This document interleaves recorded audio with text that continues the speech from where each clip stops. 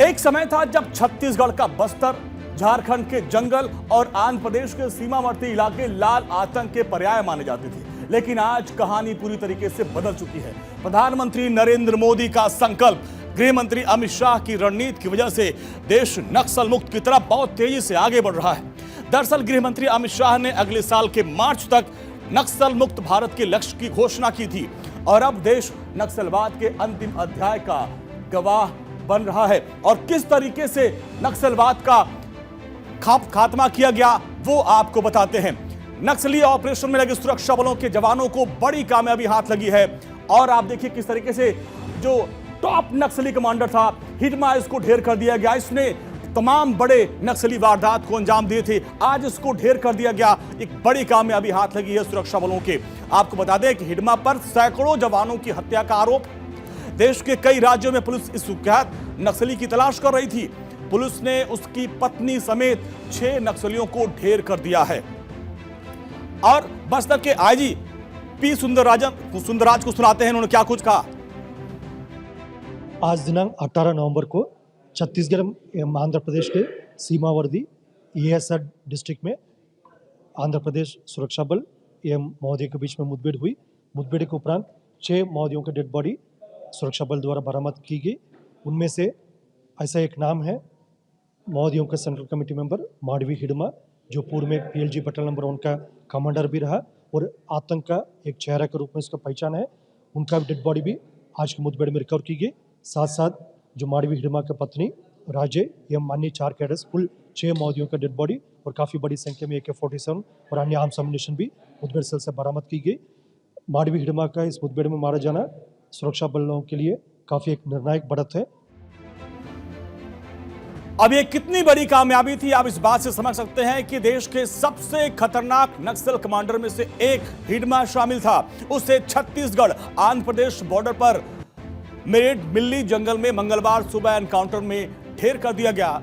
जानकारी के मुताबिक गृह मंत्री अमित शाह ने सुरक्षा बलों को हिडमा को खत्म करने के लिए डेडलाइन दी थी और जवानों ने डेडलाइन से पहले ही हिडमा को मार गिराया। नक्सली हिडमा को मारने के लिए गृह मंत्री अमित शाह ने डेडलाइन दी थी। ये सूत्र बता रहे हैं 30 नवंबर तक हिडमा को ढेर करने के लिए डेडलाइन दी थी गृह मंत्री ने। लेकिन जवानों ने आंध्र प्रदेश, छत्तीसगढ़ और तेलंगाना की सीमा पर स्थित जंगलों में सर्च ऑपरेशन चलाया। जवानों ने टारगेट से 12 दिन पहले ही नक्सली कमांडर को ढेर कर दिया। एक बड़ी सफलता की कहानी लिखी है। आप देखिए, इसके बाद से हमारे जो सोर्स बता रहे हैं सुरक्षा बलों पर सशस्त्र हमलों के विभिन्न मामलों में वांटेड शीर्ष नक्सली कमांडर मांडवी हिडमा के मारे जाने के बाद केंद्रीय गृह मंत्री अमित शाह ने शीर्ष अधिकारियों से बात की। हिडमा को सुरक्षा बलों की ओर से पकड़े जाने के लिए जो समय दिया गया था 30 नवंबर 2025, लेकिन उसके सीमा से पहले ही मार गिराया गया। ऑपरेशन में हिडमा के साथ साथ 6 नक्सलियों को भी मारा गया। हिडमा की पत्नी का भी खात्मा किया गया है। नक्सली हिडमा की मौत की पटकथा शायद उसी दिन लिखी गई जब छत्तीसगढ़ के डिप्टी CM विजय शर्मा और हिडमा की मां की मुलाकात हुई थी। अगर हिडमा अपनी मां की बात मान लेता तो आज वो मरता नहीं। हिडमा की मौत पर छत्तीसगढ़ के मंत्री केदार कश्यप ने क्या कुछ कहा, सुनाते हैं।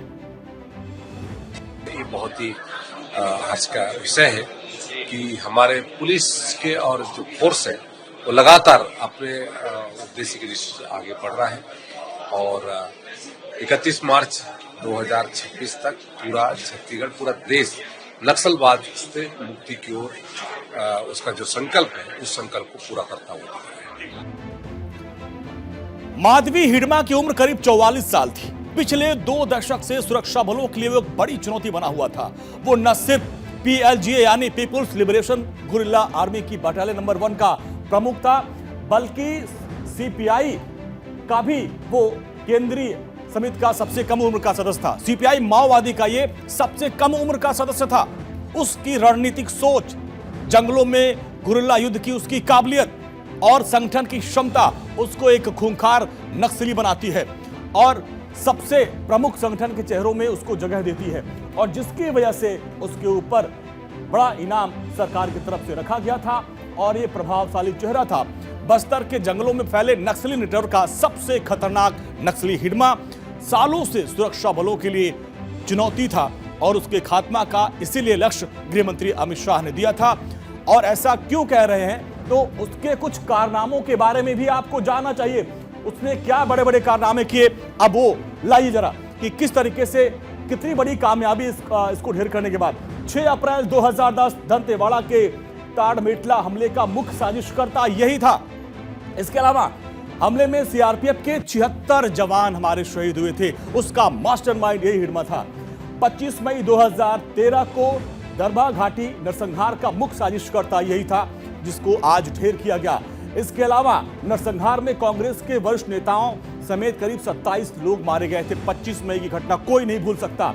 20 मार्च 2017 सुकमा के कोंटा क्षेत्र में सीआरपीएफ के जवानों पर हमला किया गया था, उसकी भी साजिश इसी ने रची थी। इसके अलावा देखिए 20 मार्च 2017 को घात लगाकर हमला किया गया था, जिसमें हमारे 25 जवान शहीद हुए थे।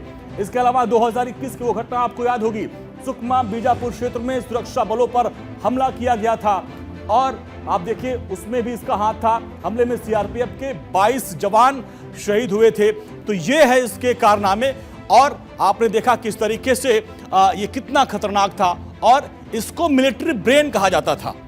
20 वर्षों में उसने कम से कम 26 बड़े हमलों की योजना बनाई थी, उनको अंजाम दिया था। उसके सिर पर सरकार ने 1 करोड़ रुपए का इनाम रखा था। आज जवानों ने उसको मार गिराया। पिछले 8 दिन में देखें तो 15 नक्सलियों को मार गिराया गया। जो बड़े ऑपरेशन हैं वो भी आपको दिखाते हैं कि किस तरीके से जो बड़े आतंकी खात्मा हुआ। 18 नवंबर को हिडमा उसकी पत्नी समेत 6 नक्सलियों को ढेर किया गया, बहुत बड़ी कामयाबी। और 16 नवंबर को भेजी चिंता गुफा के पास 3 नक्सलियों को ढेर किया गया था। ऑपरेशन नक्सल के खिलाफ जारी है। 11 नवंबर को बीजापुर में 3 महिला समेत 6 नक्सली मारे गए थे। सुरक्षा बलों का ऑपरेशन चला था।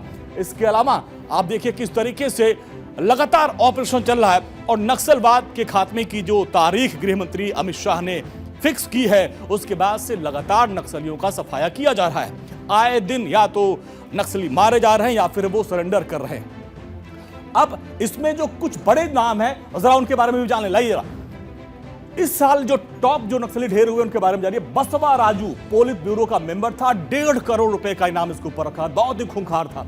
इसके अलावा जयराम उर्फ चलपति सीसीएम का ये सदस्य था और 1 करोड़ का इनाम इसके ऊपर रखा गया था। अगला नाम देखिए, बालकृष्णा उर्फ रामा राजू, ये भी सीसीएम का सदस्य था और 1 करोड़ का इनाम इसके ऊपर भी था। टॉप के कमांडर हैं जिनको ढेर किया गया। इसके अलावा नरसिंहाचलम उर्फ सुधाकर, ये भी सीसीएम का सदस्य था और 1 करोड़ का इनाम इसके ऊपर घोषित किया गया था। इसके अलावा भास्कर राव तेलंगाना स्टेट कमेटी का मेंबर था, 25 लाख रुपए का इसका इनाम था इसके ऊपर और इसको भी ढेर किया गया। इसके अलावा सागर स्पेशल जोनल कमेटी मेंबर था, 25 लाख रुपए का इनाम था, इसको भी इसी साल ढेर किया गया। तो इस तरीके से जो बड़े नक्सली थे, Renuka central regional bureau 45 lakh रुपए का इनाम था तेलंगाना में, इसको भी ढेर किया गया।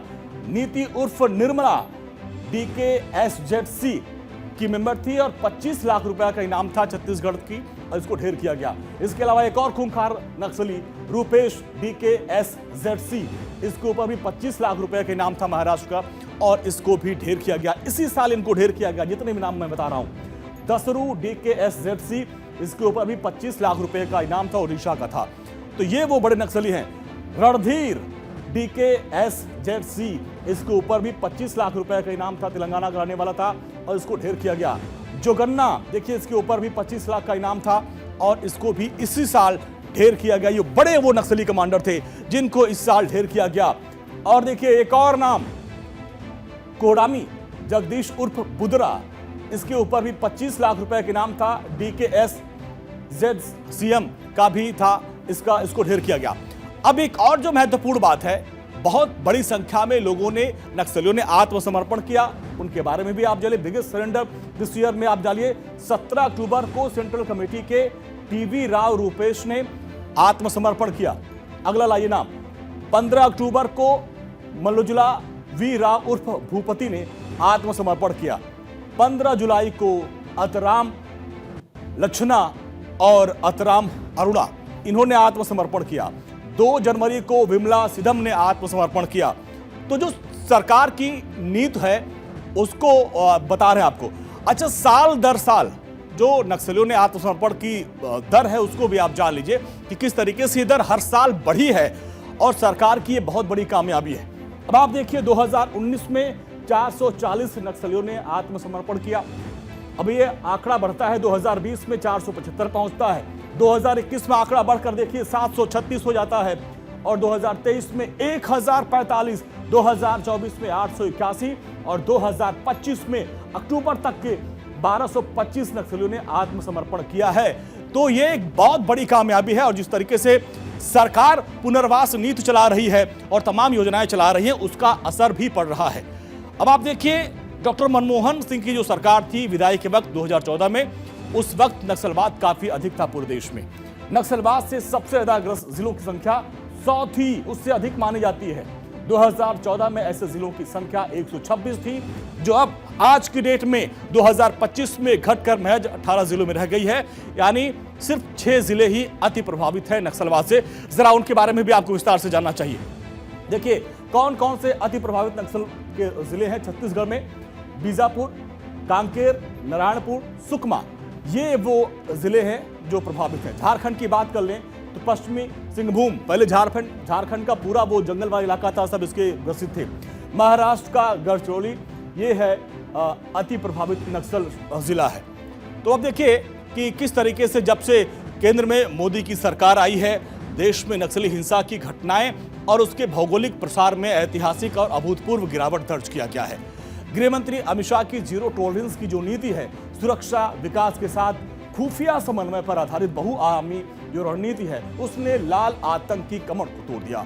ये गिरावट न केवल आंकड़ों में दिखती है, बल्कि उन क्षेत्रों में शांति और विकास के नए द्वार को खोल रही है जो दशकों से हिंसा और भय की गिरफ्त में थे। तो अब जरा आपको दिखाते हैं कि किस तरीके से यहाँ पे विकास हुआ। अब लाइए, नक्सली हिंसा में जो गिरावट हुई है, माओवादी हिंसा से गंभीर रूप से प्रभावित जिले 2014 में 35 थे और 2025 में आप देखिए आंकड़ा घटकर सिर्फ 6 तक पहुंच गया।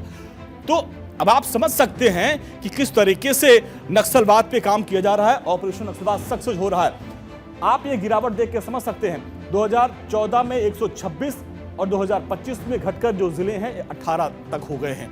तो ये गिरावट आप देखिए, इसके पीछे आप देखिए सुरक्षा कर्मियों की शहादत कितनी हुई है। 2014 में 88, 2024 में घटकर 19, यानी हमने खोया कम पाया ज्यादा है।